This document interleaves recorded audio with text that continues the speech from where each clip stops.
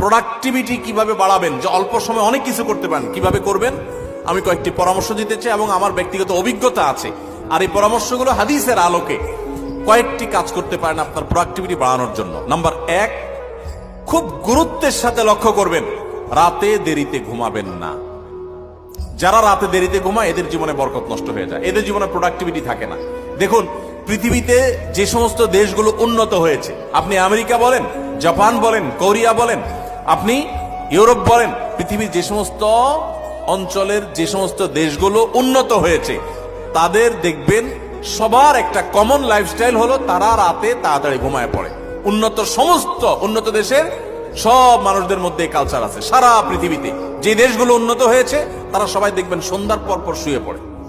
আর আমাদের বাঙালির রাত শুরুই হলো 10টার পর, তাই না? আমরা অফিস আদালত থেকে আইসা বাসায় রিমোট নিয়ে জামাটা